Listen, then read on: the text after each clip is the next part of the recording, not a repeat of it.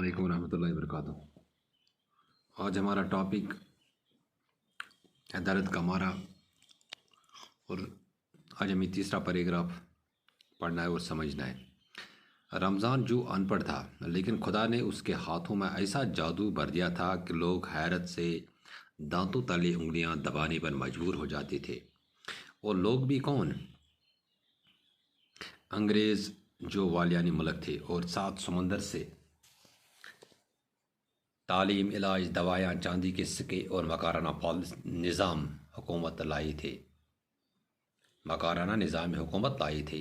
کہا جاتا ہے ایک انگریز کپتان نے خوش ہو کر رمضان جو کو ایک دستخطی سرٹیفکیٹ دیا تھا، جس میں لکھا تھا اگر رمضان جو لندن میں ہوتا تو بلا شبہ بادشاہی جارج ششم نے اس کا آرٹ دیکھ کر اس کو سر کا خطاب عنایت فرمایا ہوتا۔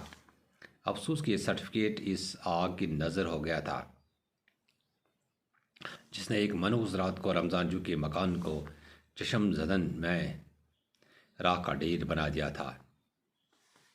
اس وقت سمجھ جو کی عمر 18 برس کی تھی اور دوسری جنگ عظیم ختم ہو گئی تھی۔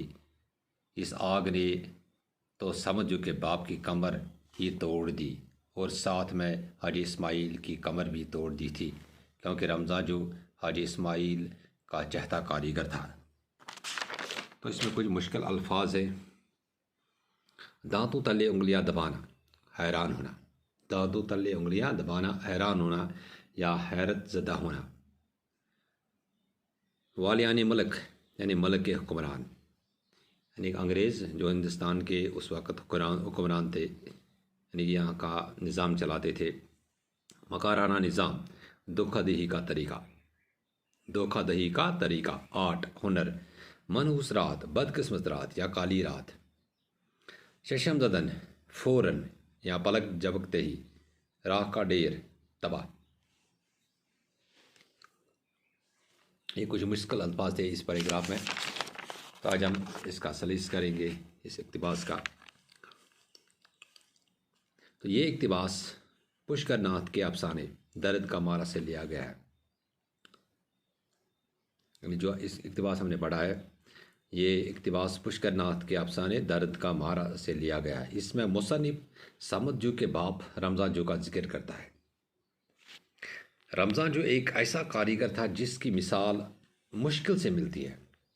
مصنف کہتا ہے، یعنی پشکر ناتھ کہتا ہے کہ رمضان جو حالانکہ ان پڑھ تھا، پھر بھی اس کے ہاتھ اتنے ماہر تھے جیسے اس کے ہاتھوں میں خدا نے جادو بھر دیا تھا۔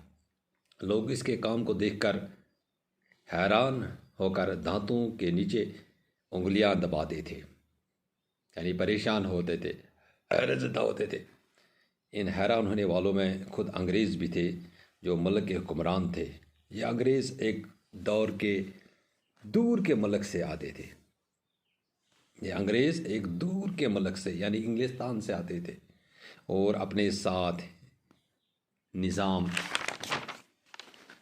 نظام کا نیا طریقہ لائے تھے۔ کہتے ہیں کہ ایک انگریز فوجی آفیسر کے رمضان جو کہ ایک ہاتھ سے لکھی سند دی تھی، جس میں لکھا تھا کہ رمضان اتنا ماہر کاریگر ہے کہ اگر لندن میں ہوتا تو بے شک شہنشاہ انگلستان جس کا نام جارج ششم تھا نے اس کی کاریگری کو دیکھ کر سر کا خطاب دیا ہوتا۔ لیکن افسوس کی بات، یہ سند بھی جل گئی تھی۔ یہ وہ وقت تھا جب سمت صرف 18 برس کا تھا اور دوسری عالمی جنگ ختم ہو گئی تھی۔ اس آگ سے نہ صرف رمضان کی مالی حالت خراب ہو گئی تھی، بلکہ اس کی ہمت بھی ختم ہو چکی تھی، اور حاجی اسماعیل بھی